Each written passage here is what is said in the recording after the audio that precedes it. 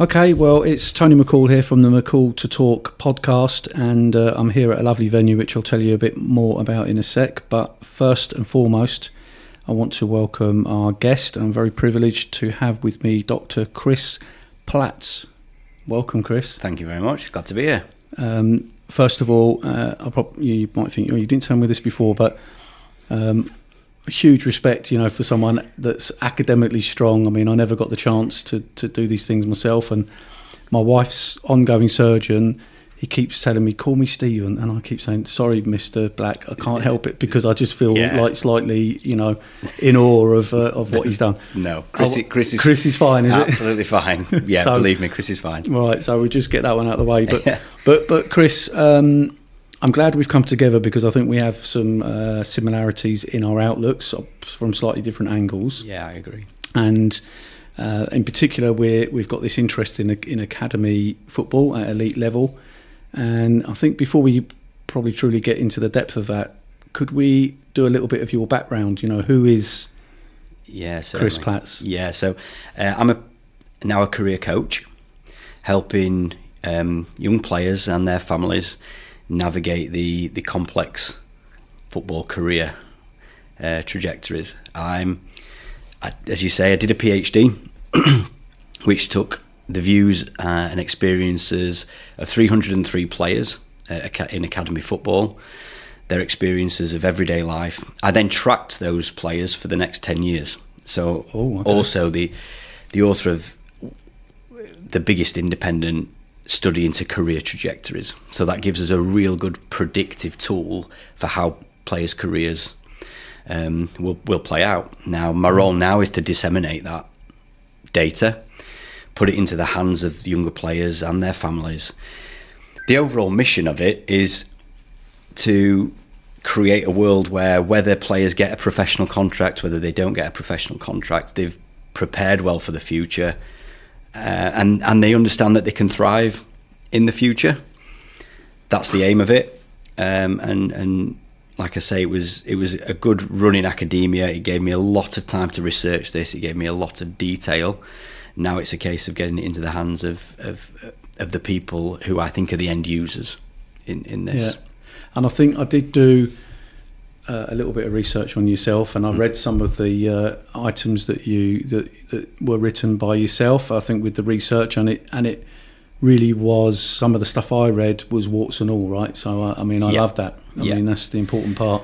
So to give you a snapshot, the PhD was completely anonymised.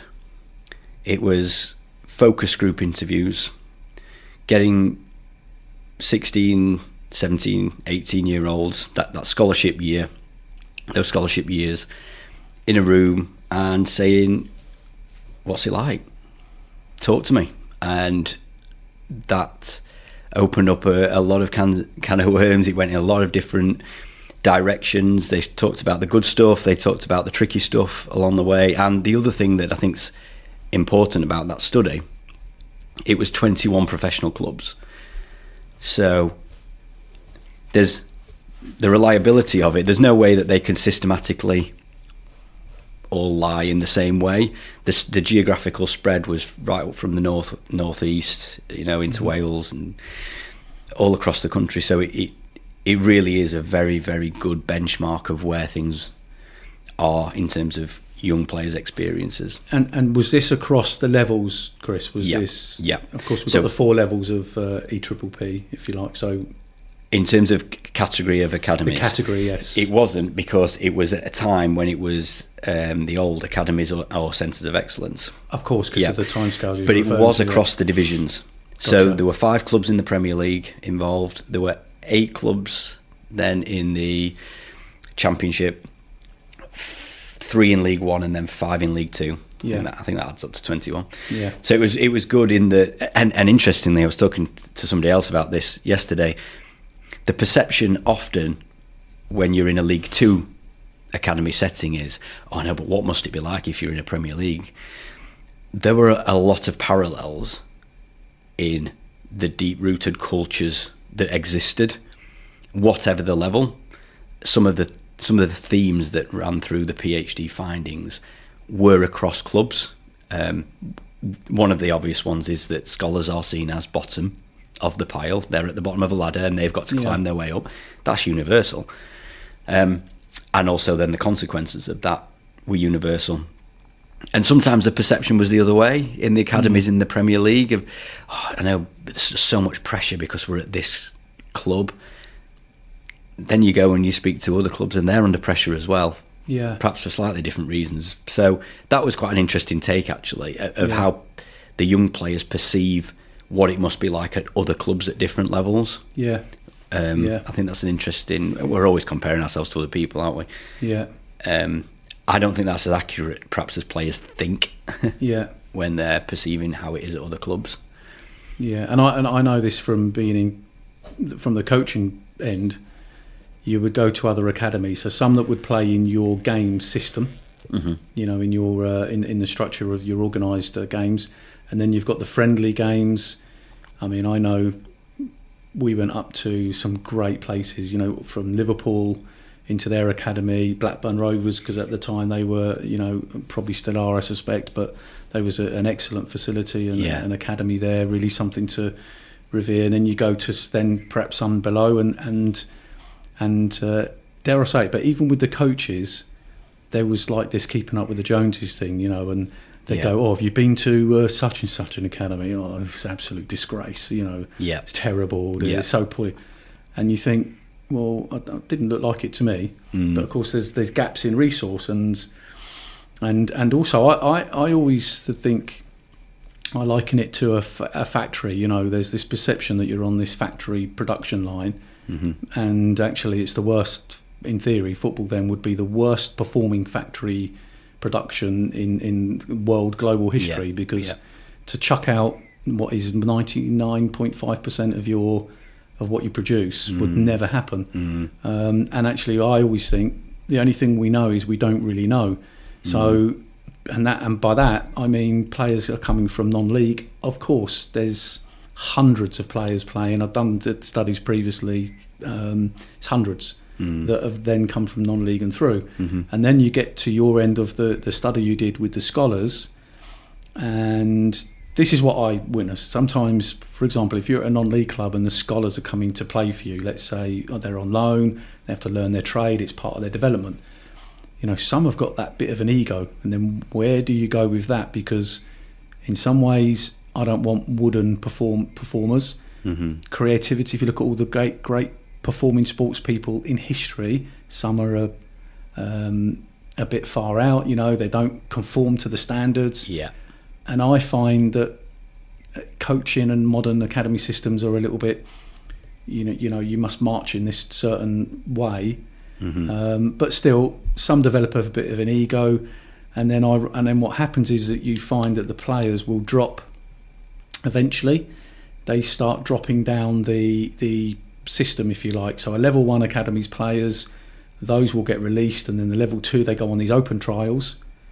Then they get picked up or not picked up on the open trials, and then they drop down, and eventually they might be with a non-league club, and that brings us into all sorts of elements. But I wonder for the and there's one other point I wanted to make with you to get your view on was I had a lad pull me in a non-league game because I coached him as a youth player in an academy, and he took me to one side after the game and I said, "Nice to see you," and his name, because he hasn't given me permission to talk about it.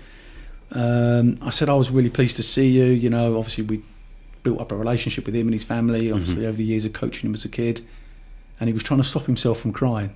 Now this is a young man, and he's got tears in his eyes, and I said, "Are you all right? What's bothering you? Do you want to talk about it?" And he told me that he's stuck. He thought he was going to make it.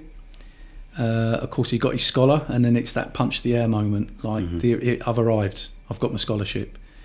And so, again, some would say, well, no, that's the start of the hard work. But anyway, it's that celebratory moment that you've got your scholar, because you know what you're doing now post 16. Then he doesn't get offered pro, but he gets offered a third-year scholar. Okay. So now alarm bells start ringing for me as a parent. Because I'm thinking, if you rate the lad, give him a pro.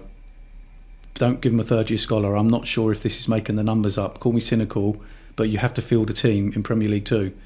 And Correct. a third-year scholar for me feels like a bit of a cop-out. Yeah. But anyway, the lads they're still dreaming, right? And they think, if I've got another game, I can prove it. So they keep going and keep going. So this lad went on that exact journey, then found himself released, and presumes he's just going to fall into another club. He's going to just pick up something else, and it doesn't happen, and he falls into non-league.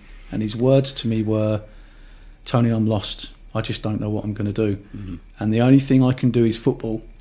It's the only thing I can do, because I've got no education, I've got nothing. And you know what? I don't think I love that anymore. I've completely fallen out of love with it, and it's the only thing I can do.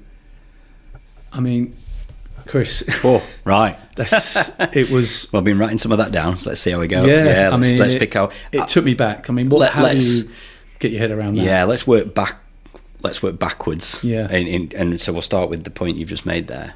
The first point I would say is, imagine that young lad 4 years previous being able to predict that. Because that journey that you've just described is, one, incredibly common, and two, very predictable. People will say to me quite often, football is so unpredictable. And I have started saying, incorrect. It is incredibly predictable. Yeah, I'll tell you. Even things that you think are, that was unpredictable. And I'll give you a good example of this. A new manager comes in and your face doesn't fit, which happens. Yeah. For some reason, the new manager comes in and doesn't like you. And people, how could you predict that? That has happened to almost every single football player who has been in a professional environment. Yeah. There has been a scenario where the new manager, coach comes in and their style, or they just didn't click with you, whatever it might be. That is almost universally predictable to be happening at some point. So now I start thinking, it's staggering that we're still in an environment where that happens, and we've got players going, I just can't believe that's happened to me. It happens to every single person. So imagine that young lad 4 years earlier and being able to work with them, which is essentially where I am now as a career coach, saying, I can predict this. Now, it could be that your career is going to go in a positive direction, and we can talk about that, and that might be really fun for us to start talking about. There are some bumps in the road that way as well, by the way.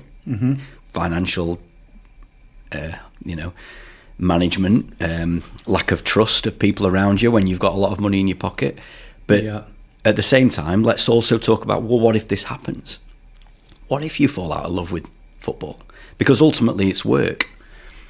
And there are many players who, often when they retire, will write in their autobiographies, don't say it as much when you're in the game, but will afterwards go, it did become a job. In the end, it was a job, but that love of why I picked the ball up in the first place when I was 4 or 5 years old wasn't there anymore. So that would be the first thing I would say. How do we get to a point, and this is the data-driven approach that I'm now taking, is we have data in set pieces, we have data in tactics, we have data that comes into the psychological side of the game. Why are we not data-driven in welfare? Why is player care not data-driven? Here I am with this huge study with a lot of data, and you can predict the future of a lot of these kids. Not 2% go here and 4% go here and 16%. But I could sit down, right, Tony, here you are with your professional contract or your scholarship. Let's look at the sample. How many people were at your level? Here are the 11 routes that those people ended up going on. One of them went to the Premier League, or 2 of them ended up in prison. And now we can plan for all of that. So that lad doesn't have to feel lost. And I think that is an underlying problem where they are still young And there are a lot of young people between the ages of 21 and 25, just in life generally, who can have that feeling of being lost. Yeah. The tricky part, and it's not really anybody's fault, is they've fallen in love with a game and they want to keep doing that for so long. So that's where I am with that. Do you think that someone like you, Chris, having the opportunity to have that kind of intervention, I don't know if intervention is the right word, or prevention maybe probably is a better word. I think it's prevention. 2, 3, 4 years prior, to better prepare that, because like you described there, and I love what you said because I've never heard that actually described by anybody, and you're right, it is a predictable situation really. And actually, of the players I've ever spoke to, I've got some excellent friends, former professionals, that talk about the ups and downs of the game, the fact they have to move around all over the country, it's not as glamorous as everyone thinks, blah, blah, blah, all these things. The fact that you, as you just very correctly describe about the rejection of a new manager, I can think of one immediately came to my mind that was a friend of mine, didn't know what he'd done, all he knew was he's going to be now the scapegoat, or his manager is going to use him as a kind of put his marker down, if you like, which is an old phrase. So here's someone, right, that's you, out the door. So actually it's much more predictable, as you very rightly say. So maybe do clubs, or are enough clubs, I think I know the answer to this, putting enough onus on that preparation of that realistic, predictable situation? So I'm probably going to answer that with a question back to you. Are clubs the right people to be doing that? Yeah, you're right, because I've worked, let me put it this way, I worked 1, 2, 3 academies with different approaches, I would say. And at one club, I saw a sea change of senior staff. So we went from one complete management structure to another. And it was a completely different scenario, and actually one that I had lots of concerns, Chris, and there's things I spoke about, and I would say that having spoken about them, and I thought I addressed them in the right way, i.e. I went to the management, said I think this is not quite right to me. Let me put it this way, the FA will put on child protection courses, and I've been on them, as have every coach in the country ever, and people would sit there with their notebooks and pens and write, ferociously down on their pads, and literally walk downstairs, grab their coffee, walk onto the training field, because we've now got academy training coming in, and talk to young people like you wouldn't believe. And I witnessed that with my own eyes. It absolutely used to blow me away. So you talk about people. Of course, yes, and I think it does stem from the top. I would love to see sort of some changes where I think if it comes from the academy manager, or even above the academy manager, when they start putting this topic, I was in a level 1 academy, right? They talk about holistic development and also holistic recruitment. So in that DNA of recruitment, you have the FA model, if you like, technical, tactical, physical, social. They changed it a little bit. Clubs then developed that. So at the level 1 academy I had, they would have the technical would be drilled down into being bi-directional, their first touch, all these different aspects from a playing perspective. They then worked out they needed to include, the word they were using was the psychological approach. But we're not really experts in that field, so we just think, what does psychological mean? Is that someone with a bad attitude? But then that doesn't, and I know from my own recent work, well, how do you bring neurodiversity into that? Because we're not, very good point. We're not skilled at this. We're football coaches.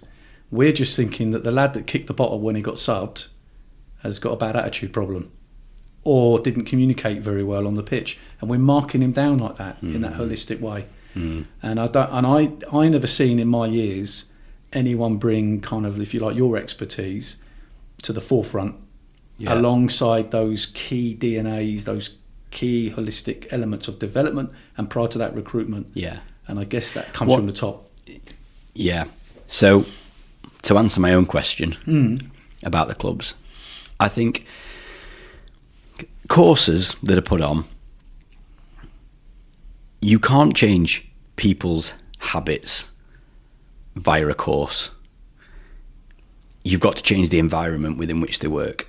Mm-hmm. So a company says we need more innovation, so let's bring in more innovative people. No, change your environment so that people are more innovative. Don't sit around a table in a boardroom saying, right, can we think of ideas? Go for a walk. Where do ideas happen? They happen in an ad hoc way. I was driving down the motorway here today and had a couple of ideas and thinking, how do I store those before I forget what I'm doing? So you change the environment. I think the same with football. Now, if you really wanted to address some of these issues, and I'll come to that because that's a big if in a minute, you've got to change the environment. You have to try and address the ways in which the culture and the historical elements of elite sport work. Now, why is that a big if? I think I've spent all my academic career, and probably will spend the rest of my life, trying to answer a very complex question, which is, can welfare and elite sport coexist? Or are we trying to put together water and electricity? Is there some point when you have to say elite sport, not just football, elite sport is about pushing mind, body to the edge? And therefore there's going to be some collateral damage to that because some people are going to get pushed past that edge. All elite sport is cutthroat. Well, there's the predictable bit. Sorry to cut across you, Chris, because... Yeah, go on. But there's the predictable bit of elite sport is that 30 into 11 doesn't go. Yeah. And this is the reality. Yeah. So we know that some tough decisions have to happen. Yes. So do we just have to say that is elite sport? And we've seen it in Olympic sports. We've seen it in football. Is there I think there is an element, actually, where we are so wedded to sport being good that it's hard to accept that it's not all brilliant and there's a dark side to it, that we'll want it to be this amazing place. Now come back to are football clubs the right place? I think they have to play a role in that. But I've put together and we'll talk about this later on my website, I've put together what I call is the football Venn. Football needs Venn. Okay. So a Venn diagram, two circles that are interlocking. In one of the circles, you put what the player needs. Now, a player needs, like most of us, good health. They want a wage. They want strong relationships, meaningful relationships with people. They're going to want a wage. They want people to look after them. Pretty much what everybody in society kind of wants. They want enjoyment, fulfillment, these things. Now put in the other circle, what does a club need? When you boil it down, the only two things that a club needs, I'm not talking about the people in the club, I'm talking about a club as a thing, to win matches and to be solvent. Yeah. Because without each of those, forget the great work in the community that we do, forget the fact that we've got role models, and all of that only exists if you're solvent and you're winning football matches. Because if you keep losing, you go down the football pyramid, you're losing money, it's not, you're essentially not working very well as a club. Yeah. So unless you can convince people who are running clubs, player care for every one of these lads, and this holistic development is going to help with either of those two, you're never going to push player care up the agenda. You will sit in a team meeting, I don't know if this is your experience being in academies, you will sit in team meetings in academies and player care will most often be bottom of that agenda. Sports science will get a good shot, analysis will get a good shot. Yeah. Player reviews probably get a good shot.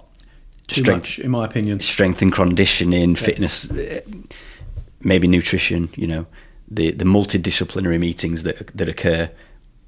And player care's bottom because nobody thinks, or very few people, get to a point of going, that's really important for how we're doing. And I think higher up in clubs, I talk to academy managers, they go for meetings with people higher up the club. Nowhere have I come across somebody who is an owner of a club or high up director of a club going, are we looking after our players? They want to know, is there anybody from the academy going to get in our first team? Is there anybody going to become an asset, a saleable asset? And then that's it. So now I come back to going, clubs have got to do something because they've got influence on these lads' lives. But player care or person care, whatever you want to call it, has to be a focal point for the family and the network around that young lad. Just as much as ferrying them to games, just as much as making sure that they're eating well, just as much as making sure they're sleeping. You have to, as a parent, guardian, family member, once you understand the football then, you understand that the football club is never going to be able to fully look after, because that's not what they're in the business of doing. You'll find good player care managers. You'll find some very good people in football who will work all hours to do what they can, but they probably get to be in front of your son for 2% of their time. That is it. So you, as a family, as a parent, as a guardian, have to go, we are player care. And that's where I come back to this data saying, come and engage with this. You don't even have to tell your club. But you're in control of your destiny. You're in control of your career. So predict it. So sit here now with me, with this data, and let's talk about what this is going to be like. So that the example that you came for goes, Chris told me this was going to happen. Yeah. And actually we knew this was coming. And I'm disappointed, but I'm not lost. Yeah. Yeah. And I think, Chris, like, in my opinion, success from a player perspective, a lot of the players have got the technical and the physical requirements. Okay, and in the old days we used to call it psychological, and then it began to be called other things.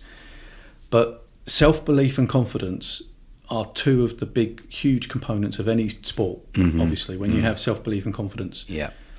So it's almost like too obvious to say, if the emotional aspect of self-belief and confidence isn't, taped to the top of the tree alongside those other aspects of development, then surely we lose a lot of performance on the back of self-belief and confidence, and then also the wraparound emotional aspects, which I've seen. So difficult to develop in elite sport environments, I think, those. Yeah. They are... I go back to... Failure is a really good example of... I've witnessed this in other sports where I've coached. The higher you get up, the harder it is to fail and learn from those failures. But they are so key to building up self-confidence, resilience, became a buzzword for a while, because it went wrong. Understanding that failure is just part of the journey. Stepping stone to success. I'm trying to remember the name of the psychologist who said this, but it's a brilliant phrase, and I'm not going to be able to quote him. My apologies to him if he ever listens. It's a down payment for success. Any failure is a down payment for future success. You have to do that. But in those environments, it's so hard. How do you build in opportunities for things to go wrong when we're so wedded to the score being important? Not making a mistake in front of a coach. That's a real... I mean, for me, the unbelievable coaches in any sport at any level are the ones who are able to cultivate an environment, going back to that, where it's all right, it went wrong. That's not the problem. The problem is we need to make sure that we learn so that we're better going forward, and cultivating that environment when, let's be honest, the coach's jobs can be on the line as well. So you've got to feel for them. And you described the Venn diagram, and I think sometimes so from my experience working in it, there's not often that reality conversation. So even in the release part, so when you're letting players go, which is for me was always, in fact, in business and in sport, it's the hardest thing. I think that's the sort of thing I would lose sleep over. But there is the harsh reality. So we knew, for example, in one club we did see the numbers. It cost the club. It wasn't at level 1, so it would be higher in a level 1. But they estimated it was costing between £3,000 and £5,000 per year to just have you in our club. So for you to be in our club, there's per player £3,000 to £5,000. Yes, there's some contribution from the Premier League at all levels, as you will know, based on the category level. But we know this is a cost to the club, and in any other business we would all accept that there's a product you buy at a certain price and you sell it at a certain price. If you make a loss, then you're in trouble. If that habit becomes something that is ongoing, then you're going to be out of business. So I absolutely think there's kind of like the reality part as well with parents thinking, from a club's perspective, maybe they shy away a little bit because they think this is bad for well-being, or it's bad for self-belief and confidence and all these things. But there is a harsh reality, and you're absolutely right, because I've sat in the higher level meetings and we would have whiteboards, and again, you sort of hide this a bit from parents because for obvious reasons, but there's traffic lights on that whiteboard. And there's the players that are going on and they're going to get signed at the next level. There's the players you're not sure about, and of course then there's the red group, which they're kind of going through the motions. And the reality is because the club isn't there as a kind of charity or as a community service. It's there to get a player in the first team, and as some of the brilliant academies have done, they've almost set themselves up as almost like a separate business because they're so good at producing players, not necessarily for that getting their first team, but that asset then gets sold on. If I'm not mistaken, one of the best in the country for doing that was Chelsea. Right. They was able to bring their players through their systems and not always get in the first team. But they was doing it so well that all the other clubs would be trying to sort of So going back to the football then, that's a good example of how the football club needs to make money. And so in that case, the football club is using the academy to keep itself solvent. The tricky part with the Venn diagram is, for me, player care sits, and it's been called different things, hasn't it, over the years, sits where those two circles overlap. You will probably find very good player care for a player who sits in both circles. That is, the club know that they could play for the first team. They've already been signed as a pro because we wanted them signed to a pro quickly. They're on the radar of other clubs. They're good. To use your meeting, what's player care going to look like for the players in red? The reality is going to be they're going to get the basic package. They're going to get a player care manager who's working hard for them. Probably, if they haven't had the proper conversation yet, maybe trying to just nudge them, thinking, "Have you thought about what would you do if be in that sort of area?" But the club aren't going to go above and beyond. As an organisation, you might get somebody in the club going above and beyond because morally their compass is pointing in the right direction and they're just a general good egg and they'll look out for you. But what I'm trying to say to family members is, don't just expect the football club to go all out player care. It's not their business to. Then, like you say, they're not a charity. So for me, it becomes a philosophical question. You have to take on the role as like player care manager as the family. You've got to be part of this, and if I can do that by putting this data in those people's hands, so that they go into this with their eyes a bit more, a bit wider. And I think that's probably a good segue into talking a bit about, or honing in a bit on, the parental and family and siblings and this topic. And I'll kick it off with a message I got yesterday, which was a situation from... so I saved this one up because I nearly told you before we went on air. You did, you kept me hanging on. So, and these things always make me chuckle. Again, it's a text message. I'm not saying it's absolutely totally true, but it could be true. This is what was sent. A level 1 academy coach shared this with a friend, and it was how in a meeting, how do we deal with parents? And the response to this question is, and by the way, this I'm sure when you come in, this is something you do a lot of, something you're passionate about, something you can help with. But that clearly it's an issue. It's an issue at every club. You get some, not all, but some parents obviously are. You could call it being difficult or hard to handle, or in the day it's because they care about their child. And 9 times, not 10 out of 10. That's the reason. But anyway, the way they're expressing themselves is uncomfortable for the club's representative, let's say. And so this came up in a meeting recently, and the response, which has been messaged to me, is we treat parents like mushrooms. And by that nice little remark, they mean feed them shit and keep them in the dark. Now, that absolutely blew me away. I thought, crikey, after all this time of me being away, surely, in a way, and again, we come back to your Ven, there is a degree of things you can't disclose, especially as a coach, because it's not my position. Yeah. And it's difficult because you could be privy, for example, to a situation with a player, and there could be contractual problems.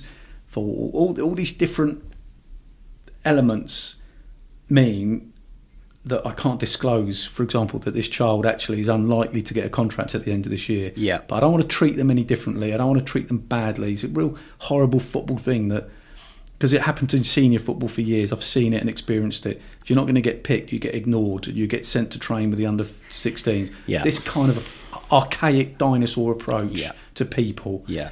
And parents want the best for their child. Yeah. They're damned if they do and they're damned if they don't. By that what I mean is, I've been there as a parent.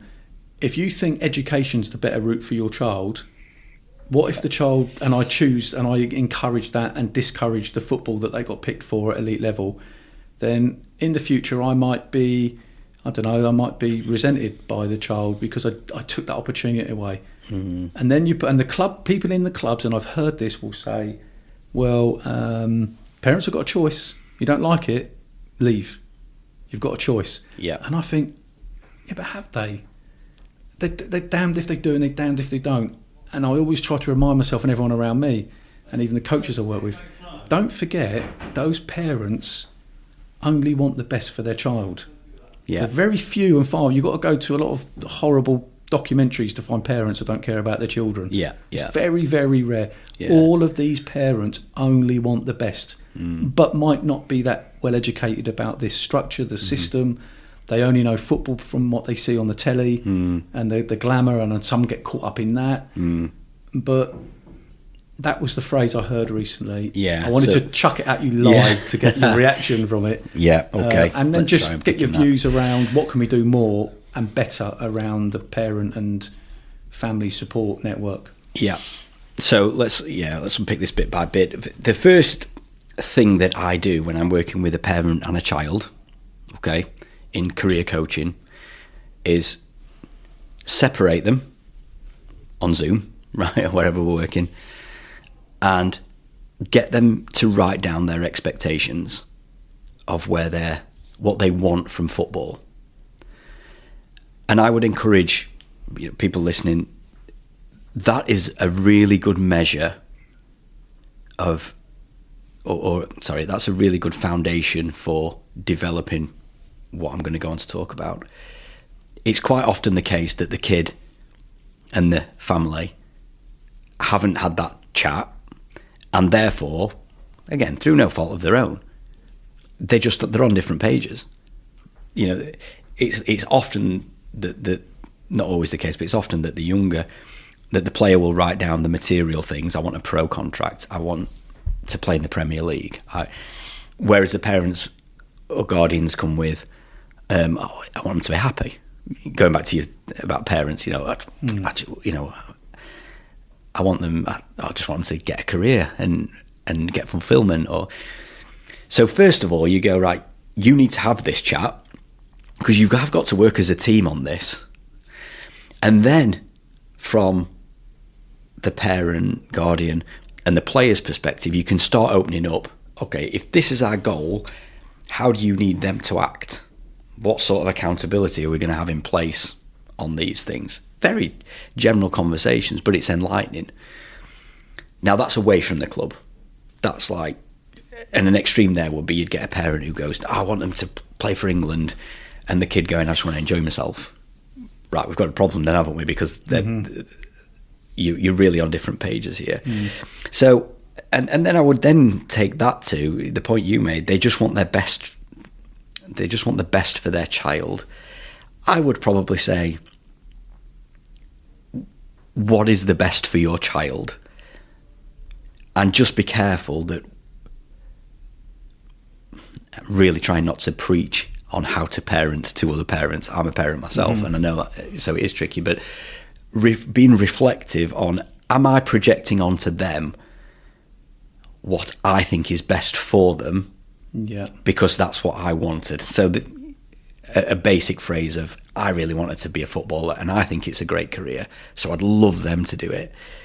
Really dig down to, do they want this? Are they still getting enjoyment from it when they're 9, 10, 11 and 12? And when you say, you don't want them to resent when they're growing up, they've got to try and kind of learn some of this themselves. And I think when you talk to the kids, most of the time they say things like, I just want them to be a parent, which to me is code for they want you to be there. Sometimes they want you to not talk about football because they don't want to talk about it. They want the light to always be on. So if there's a problem, they can come to you. And I have said this before, I think the moment that the dream of becoming a footballer becomes your dream as the parent or guardian, it's a bit harder for the child to come and chat to you and say, for example, I'm really hating this. Like I've fallen out of love with this. I know we've come this far and I know I'm 15, but I don't want to do this anymore. Is that pressure, Chris? Because now they're trying to keep the parents happy on that. Of course. Which is they've clearly come across. Yeah. Now they get it what they want, so now they're doing something. And mixed up in all that is, I know how much perhaps my mum's paid for all the travel, for the kit. I know their dedication. So it's that's that element. Now, I'm not saying that's easy. I mean, that's probably the most complex job in the world, being a parent, isn't it? I'm finding we'll find that out. So it's a lot of that is experiment and keeping those channels open of communication with them. And now then, your other question about the club and that message. What I encourage clubs to do, and I'm working with a couple of clubs on this at the moment, is try to co-construct the environment with the parents. I think what happens if you separate two groups out? So you get a group of coaches over here and the group of parents in a different, and metaphorically you're trying to keep a distance. You end up with an us and they identity. Coaches start to think, and you'll hear it, you've probably got it in that message, the parents are like that. And you've probably got the parents saying, the coaches are like that. You start to attribute identities to the group identities. Well, that's not the reality. Those parents, there might be 150 parents there, and they're all going to have different approaches to it. But the more you separate each other, we see this in society around communities, the more you separate communities, the more rumours start about what it's like in those other communities.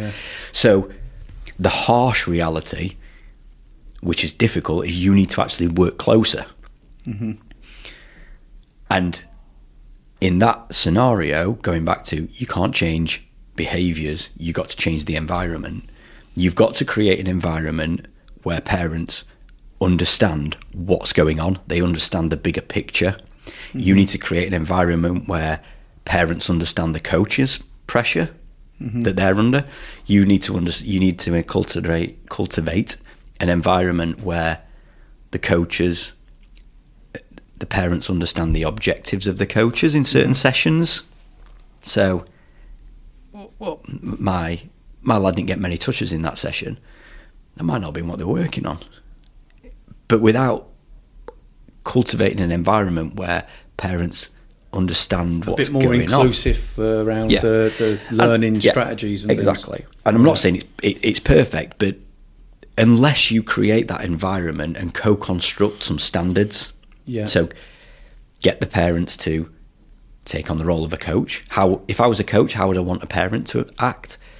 Get the coaches to think, if I was a parent, and some of them will be parents, how would I want to see coaches acting? And then and the other piece to this is then ask the kids, anonymously, how do you want parents and guardians to act? Right, now you've got data. Now you've got data which provides a benchmark and something that you can start discussions about and start saying, right, out of this, let's start to construct some standards that we hold each other to, and we're able to say that this is, and I think unless you include parents like that, you're always going to see them as a problem. Yeah. Because you're keeping them at arm's length, and then you start to build up a perception in your mind about what they're like. Yeah. Yeah, and there's two sides to that which come to mind. One is I've again witnessed and seen the dynamic of the divide within the parents. So, for example, player A is playing up. That starts a rumour. Yeah. Oh, it's because they're having him and they're not having my lad. Or this player's playing down, not realising actually the club might be doing this for maturation reasons, age reasons, size reasons. There's all sorts of reasons for it. Yeah. Not always just because they think he's too good for that group. Yeah. And it's been proven over years in this modern era that, again, because of birthdays, for example, historically, birthdays September, October, November, relative age effect. So but in parents, because they don't have that knowledge or it's not shared, it starts this divide within the group, rumours. And the second thing, which as you were talking there, I was thinking back to something I've always had a problem, which is the delivering the 6-week reports. It's just something I was never comfortable with. One, because I just think the kids are sitting at the table like they're at school, and they're looking at me like I'm boring them to tears. They just want to go out and play football. Yeah. They don't want this to feel like school. And I always kind of had a problem with it. And then I've seen other coaches' reports which were like bullet pointing mistakes. And I didn't like that, because when I went onto the pitch, I dreamed of putting one in the top corner, and I didn't dream of it hitting the corner flag. So when it hit the corner flag, I don't need anyone reminding me. I know the ball hit the corner flag. Yeah. I don't need you bullet pointing it and putting it on the wall. Yeah. What a good coach, in my view, does is know that, understand it, get past it, but then able to coach that mistake, because there was clearly a technical error, and being able to do that. So I wonder, with what you described there, if you had the 6-week reports, it's almost like I'd be looking back myself, learning from you now today, is I should have done them more actually as my way of coaching the parent to describe what I was doing. So, for example, you're a left back and I've been playing you right back. Mum and dad or guardian, whoever, is saying, what are you doing that for? You're ruining his chances. No, actually, I was trying to develop him on a different side, make him more bi-directional. Yeah. But kind of as coaches, we were, I don't know, but either encouraged or, like you said, we just, what's the point in having that conversation? They don't understand that. All they know is the Premier League on telly. Yeah. Or leaving a player 1v1 in defending, they think it's like Sunday League. I could hear them the other side. Why, there should be 2 back? Because in a Sunday League game, you would never do that. In a game at any level, you would never leave. Yeah. What? But to develop that lad's learning of coping with a 1v1 that could put us under pressure, we might even concede a goal, we might even lose as a result. They're all going, what a rubbish coach, because we lost 1-0 and that was the scenario that cost us. Yeah. I'm taking that lad away back in training when we're doing 1v1 defending and thinking about what he could have done better, how could he have learned, and then recreating the scenario, coaching it, and then going back to the game. Now, in hindsight, do you know what? I should have told that parent in that 6-week meeting. I should have treated that as do you know what, I've got the child sitting here, I should have been looking in the eye of the parents, and just to let you know, this is the reason why we were doing that. So I think that kind of, those two aspects come to mind with what you were describing. Yeah. And maybe recognising you have got those opportunities to work better with the parents as well, maybe because someone like you's highlighted like what you've just done with me. Yeah. That would make me rethink. Yeah, and the first, I mean, that's got to be resourced.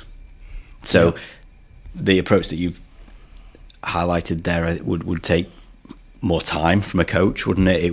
You'd have to build in some extra capacity for them to be reviewing in that scenario. But I think I agree, and the concept in my mind that came up there that I don't think I said in the previous answer is you're trying to develop some trust there, aren't you? And that's again difficult to develop sometimes in an elite sporting environment. But to build a relationship where that player can be on a pitch, being watched by a lot of people, be exposed, feel vulnerable because you're leaving him one-on-one, but be okay with it, is a hell of a journey for a coach to be on. And you know, a lot of the data in the PhD points to perceptions, some of them I guess accurate, some of them not, about why a coach behaves in the way that they do. And I can see a scenario there where some of the players would be like, he left me one-on-one at the back the whole game, and that's because he doesn't like me. I can tell that, you know, they're starting to try and store up reasons for why they're going to let me go, and it's that would have to be done in such a way where but you could never do that by keeping the parents at arm's length. No, without, you know, being honest about that. Yeah, that, and like you said there about the conclusions that the player might draw from the actions we've took, which is actually just a development process. And it's not about, you know, happy clapping, you know, it's okay to lose. But there's never like that. It's just that it was kind of second or third on the list. Because eventually, especially when you get to scholar ages, there are aspects to winning which are vital, obviously, but as part of the learning journey, it's just that I do stand by situations like that. For example, I was prepared to put our team under pressure to lose, because ultimately, remembering your then, is that player going to be an asset for the club? Well, actually, that particular player went on to and is still a very good pro. Yeah. And when I watch him, he's very comfortable 1v1. Now, I'm not taking the plaudits for that. I'm just saying it was part of a journey. It was part of what we did, and now he's quite comfortable doing it. Yeah. But you get this aspect as well with players where they draw conclusions. I had a phrase yesterday, don't always believe what your brain is telling you, something like that. Right. And they obviously will do it because we're all vulnerable. Yeah. You know, you've been in jobs and you think, oh, they're bringing that person in. Now, in football, obviously, they're bringing in constant rotation of trialists. And again, this is psychologically such a a thing to get your head around, because you think immediately, that's me out. Yeah. They're not having me. One of the best questions I think that developed through the PhD was sitting the focus group, so the 6 or 8 lads, how many got pros last year? Typically would be like 2 or 3. Okay, there's 8 in here. So how do you as a group manage having to work as a team on the pitch, but ultimately you're in competition with each other? Yeah. It's a very strange dynamic, isn't it? And really? Not only that, you're putting an 17, 18-year-old in that scenario. There's many people with vast amounts of experience and knowledge who would struggle in that environment. To be honest, it's the basis for a lot of television programs, with so-called reality television programs, where they're kind of, they're in as a group, and Big Brother, they're in a house and obviously got to kind of work together to get on, but they're all in competition for £100,000 prize or something like that. So, and it's set up that way because the TV producers know there's going to be conflict. Yes. Absolutely. Now, so that's very weird to then turn around and go, that's how we're going to develop our young athletes. Yeah, you're absolutely right. And in that scenario, there were a couple of scenarios in the PhD where they then the players look at each other, go and burst out laughing, going, "No, weird, isn't it?" Yeah. And I don't think I've ever got my head around that. That brings me back to the point of, is elite sport and welfare just not as compatible as we really want them to be? Yeah. Because it forces them to be individualistic. It forces them to be, well, I am going to have to look after myself and get my elbows out a bit here. Yeah. Because ultimately, there's 8 of us here. 2 of us are going to get pros, so... And the reality, Chris, as well, like, I mean, if you're on 300 grand a week and you don't play on a Saturday, it's not going to have probably a huge dent in your losses. But I myself have done the numbers for wages throughout the leagues and the averages of those wages. And of course, as you all know, they're nothing near the salaries that are in the Premier League. Yeah. You, as I've mentioned before, you could be shipped around the country, very vulnerable financially, and actually you may be on a bonus, for example, for playing, for getting on the pitch, for scoring. And this is where, like you've just described there, with elite sport generally, we're in a team game where we're all in it together, and we could all watch these, I don't know, these flamboyant Netflix series on NFL and all these things where you get this, like, you know. But the reality is, it's me against you. And if you're sitting on that bench next to me, I don't know, if I could stand on your toes, for example, I would, because that could be me paying my mortgage on a Saturday. So, That's the difference. Well, so the stats for the career trajectories highlight that. After 5 years of being in the game, okay, those who got a professional contract which was 56% of the 303 players, okay.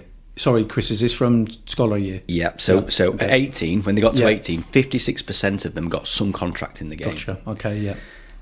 Probably a bit higher than I thought. Within 5 years, they'd averaged 5.3 moves each.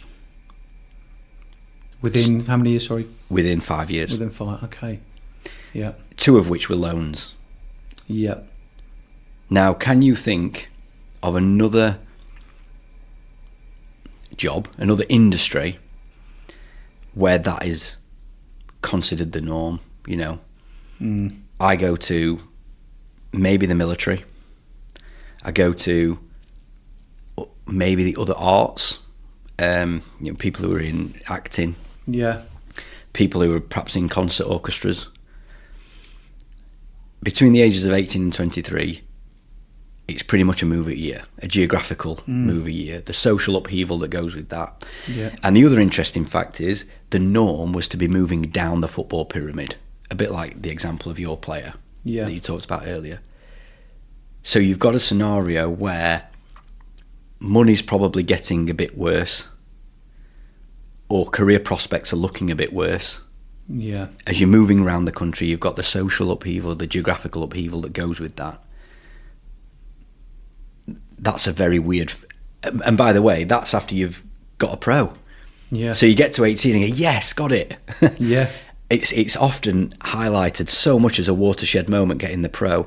The data really points to the next 5 years being, if not harder than the one that's just gone before. I don't want to use the word, but could be pretty grim, right? Yeah. Yeah. Yeah. Your player's a good example. You're likely to be out on loan. You're a first-year pro. Many examples. First-year pro, well done, but you're still going to train with the 18s. Yeah. Ah, damn. Right. Yeah. Your first-year pro, well done. Here's your professional contract, but you're out on loan. What, straight away? Yeah. I didn't really... All right, okay. So all of a sudden, this scenario, I thought, why did they give me a pro? What's happened here? They've given me 1 year and then shipped me straight out on loan. Yeah. I think as well in that scenario, many of the early career pros talk about the difference between youth football and then the non-league scenario that they've just been sent out on loan to. Yeah. So perhaps the physical development isn't quite there and they get out on loan. to whatever tier, and you've got somebody who's 31. This is paying the bills. Yeah. And they think, well, I'm gonna leave a mark on him. is this young kid warming up? Yeah. That's where the brutality of I've seen that, Chris. Professional I've seen it football. both ends, because I was Yeah. at pro clubs where the lads were going out on loan, and either as a coach and then as a scout to go and check how they're getting on and report back. And then I worked in non-league as a manager and was responsible bringing those players into my club. Yeah. And like I said, most of them actually lovely lads, very humble. I did have the odd couple that kind of looked around and went, "Oh, this is not Yeah. because they've got this perception that Yeah. this is not where I'm at," not realising it's a pathway. Harry Kane, all these top players, David Beckham, they've all done it. Yeah. But maybe this is not. I've been. I don't know if you've ever been there. Tottenham Hotspur's training ground is like the best hotel on grass you can ever get. Right. Absolutely unreal. So you could imagine a lad that's spent 6 years doing that, going to some, backstreet industrial estate, grim in the middle of winter with howling rain and there's 40 fans clapping them in, and they're thinking, nah, this is not what the plan was, I remember having a very funny conversation, well, I don't know, funny or kind of heartbreaking conversation with, I think they were League Two at the time, and it was the captain of the club, and he said, we get these young lads in on loan, and then they're like playing out from the back. and I think the phrase he used was, "This is my mortgage. Like, get that ball down the other end of the pitch." Yeah. So there is an element, I think, of that is a learning curve that cannot be of use, but it's a brutal one. And I'd be interested in your take on this. How much strategically clubs think about where they're sending players on loan? Is it to get them out the door so that we can say they're on loan, and go and get some first team football, and then that's like slightly less of a problem for us? Or do they think that club, we've got a good connection with them, we know how they play, we know that they're going to be a good development opportunity for this particular player? Yeah, I think now in the modern era, it is absolutely the latter. Okay. Yeah, so they would do some research. They'll probably know the manager. Yeah. They'll have a relationship. They'll understand how they work and play. So I think the latter is, in my experience, would definitely be the case. They're not just going to send them anywhere, Yeah.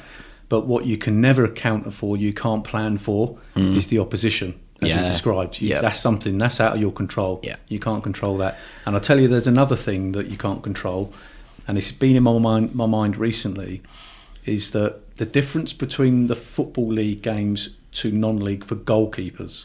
Now, I wasn't a goalkeeper, but it's a dynamic that fascinates me in non-league, because you go from a goalkeeper is nearest to fans, in theory, for a lot of the game. But in the Football League and above, you get home and away end. So in non-league, I don't know if you've ever noticed this. And probably a bit more room between the goal and the fans. Yes, whereas in non-league, So I know what you're going to say. So the fans are right on top of you now. They can almost reach into the back of the net, and pull your hair back. But as well as you now standing with this abuse, which quite frankly, and I'm not accepting it, I'm not saying it's okay. If it's just mild, because of that will to win, but a lot of it is really harsh abuse. Yeah. The problem for a goalkeeper then is they go, thank God for that half's over. You go up the other end, when they come out, those same fans change ends. Walk round. They walk round. So the poor nightmare. So the poor goalkeeper has got this. Yeah. And again, so if you go back to. Okay, Chris. So back to as we were just talking about the non-league goalkeepers, and the dynamic of them being at both ends. And it is something. I know you're saying it's you can't control it, but you can. But going back, you can predict it. Yeah. So another thing with the data was, while the number that got contracts within the game was probably higher than I thought, one of the findings when you trace it through into sort of 5, 6, 7 years after is the majority of players will be moving down the football pyramid. Yeah. So you will find that by the time, so of those who got professional contracts at 18, 46% of those, so about half of those who got professional contracts when they were 18 were lower than the National League. 14% were in the National League. Over half had dropped to lower than the National League. Yeah. By the time they were 26. Wow. So you might get your contract at 18, but half of those who get contracts will be in the National League. I mean, 10% were lower than that. Wow. We're abroad and out the game. So yes, you can't control it, but I think for those who get professional contracts at 18, it is worth engaging. There's actually a blog on my website about it because I know somebody else was doing research into this. Getting what is non-league football like? What's semi-pro football like? Because that could be your future engagement with the game. Yeah. You know, and there's many people in semi-pro football and really enjoyable times. And earning good money, by the way. Earning decent money. Yeah. So it's. I think that is one of the findings, because it actually links back to one of the strap lines for the business. The higher you start, the more chance you've got of getting a pro contract. So if you're in a Premier League academy, you've got a really good chance of getting a contract in the game. But the further you've got to fall. Yeah. Right. Well, Chris, I'm going to start wrapping up now. Before I do, so I don't forget, I have to make sure that I thank Loughborough University, because that's where we are today. Yep. And you being an academic person, I'm only ever driving through these places, but that's how my life took me, unfortunately. But absolutely in all ways, like brilliant people, take care of us, and from a sporting venue, absolutely breathtaking. And fortunately enough, actually, when I walked in here today, the Premier League's under-16 tournament is here today. So you and I, we're going to have a walk around. We're going to have a walk over and suss that out. I did notice Norwich City were playing Manchester United. I think from a Man United perspective, that wasn't going well, actually. Right. And as a previous employee of Norwich City, I was suitably impressed, I've got to say. The two wonderful free kicks there from a couple of their lads. So before we actually finish up then, Chris, I just wanted to ask really, was there anything else particularly from your findings and work you do that you think you could add to finish? Yeah, so one of the things that I've developed is a strategy. So it's okay, we've got this data. So what should we do? So it's the 6 E's. So if there's something to take away, engage with this. Don't bury your head in the sand and think that we'll deal with this when I'm 24. Engage early. So that's the second E, is early with this. The earlier the better. Then the third E is events. Use the data to build up a picture of the events that are going to be coming over the next 5 to 10 years in your life. All of them. It might be 100 of them, but that's fine. It doesn't actually take that long to do. Then envision what the future is going to look like. So now you know what events are coming. You can now envision how you're going to react to those, and you can plan for that nice and early. 5th E, evaluate. Only takes 2 times a year. If things change, how does that change what events are coming on your in your life? And the 6th E, which is to me the most important one, is because you've done those first 5, you can enjoy your time in football. You're in there and you want to be present and you want to enjoy the moments for what they are. Massive. Yeah. And it often gets forgotten about. 100%. So it's why it turned from the 5E model to the 6E model, because I think that when you look back and you're 45, you want to go, I had a bloody good time doing that, having a go at that. And what happened. Mm-hmm. And I was never lost because of this data. Yeah. And I was able to enjoy that low move that I got for 3 months, or because I went to wherever it was for 6 months. I think that's huge. So there's plenty more of this. Go onto the website, chrisplatts.co.uk. Yeah. I'm offering free consultations for 20 minutes. If people want to jump on and just have a chat going, perhaps I'm feeling a bit lost, or parents are going, we've never been through this before, jump on and get in touch with me. chrisplatts.co.uk is the website. 2 T's, Chris, right? 2 T's, S on the end of it as well. It's not David Platt. I think I keep getting that. But Chris Platts, with an S on the end, .co.uk. Get in touch. info@chrisplatts.co.uk is my email address. So again, you can just drop me an email if you want to get in touch. And Got it. yeah, hopefully you hear how passionate I am about this, and I want to get the power of this data into the hands of those people who need it the most. Yeah, well, I know that I've learnt something in the last hour myself. Brilliant. And maybe a little bit about myself as well. And you mentioned reflection. I was able to do that when you were talking as well. So I think certainly I would highly recommend that, you know, people do exactly what you say, Chris. And I think for anyone involved in the game, you know, for all the hundreds and, you know, all the players, let alone all the parents, you know, is absolutely huge value in talking to yourself. So, thank you. Thanks for having me on. No, I've enjoyed absolutely loved it. Yeah, Chris. that was the main Thanks thing. for coming over. You and I now, hopefully we can walk over and see some, let's do that. ironically, some under-16s elite football. Yeah, let's see how they're doing. Take care of yourself. Bye.